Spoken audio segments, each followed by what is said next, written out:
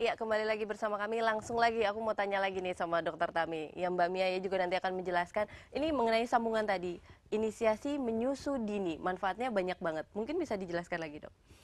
Gini, mungkin soalnya informasi ini sebenarnya sudah dunia luar, sudah tahu sejak 1987 ya Mia ya.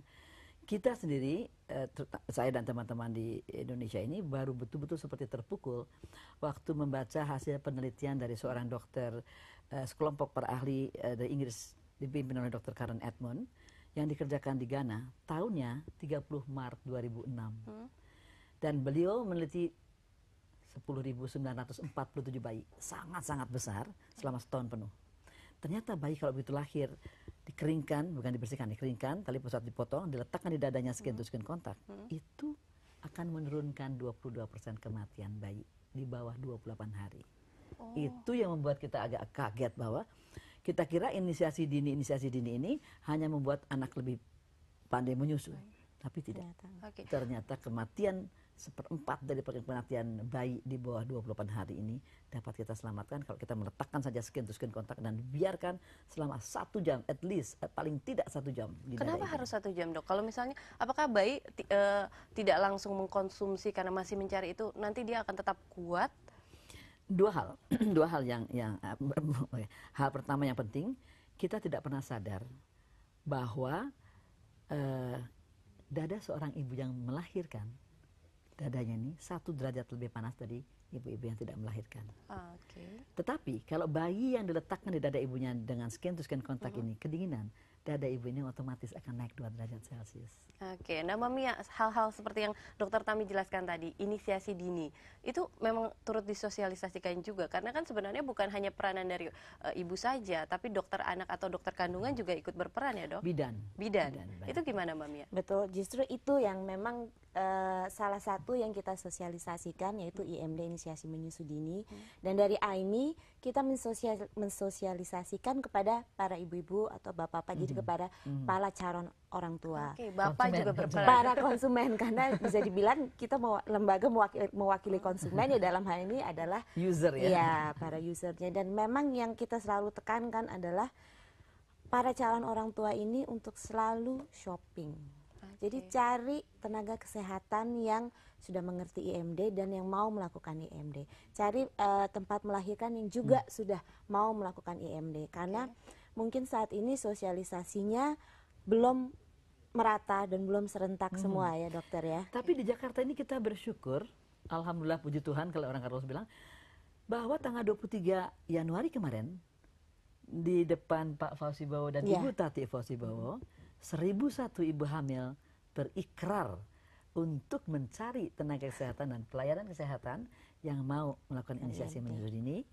Dan di situ ada 400 atau 500 bidan kalau saya nggak salah juga berikrar bahwa kami akan melakukan inisiasi dini. Jadi DKI ini salah satu yang menurut saya yang sudah keliling kemana-mana provinsi kabupaten, salah satu provinsi yang termaju dalam ASI dan inisiasi dini.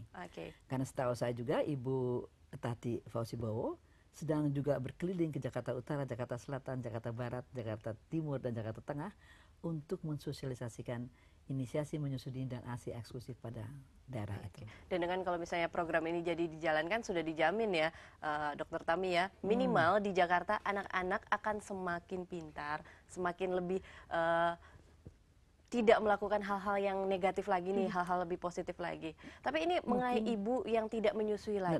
Mungkin saya agak sedikit luruskan ya. Anak-anak di Jakarta ini, kalau ini jalan, inisiasi dini dan ASI eksklusif ini jalan, insya Allah 30 tahun lagi tidak menjadi TKI-TKW di Jakarta ini sendiri. Iya loh. Orang Swedia semua pakai ASI. Mereka lebih pintar, lebih kaya, lebih bisa bergaul.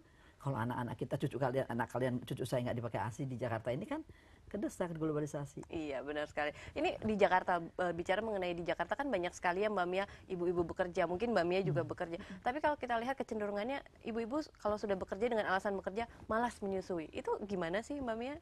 Sebenarnya bukan malas ya, tapi mungkin kurang dukungan. Itu yang dirasakan. Karena memang masa ASI eksklusif 6 bulan mungkin bisa dirasakan berat bagi seorang ibu yang menyusui atau memberikan ASI kalau dia tidak didukung oleh suami, keluarga, lingkungan. termasuk lingkungan kantor, atasannya dan sebagainya. Karena kalau dia sudah harus masuk kantor padahal anaknya masih berusia di bawah 3 bulan, masih 2 bulan, karena cuti melahirkan cuma 3 bulan ya dok ya kita ya di Indonesia. Jadi biasanya rata-rata ibu-ibu anaknya baru usia 2 bulan dia harus sudah kembali berkantor dan harus memerah ASI jadinya kan di kantor supaya dia bisa tetap memberikan ASINya. Nah itu perlu dukungan juga dari pihak kantor.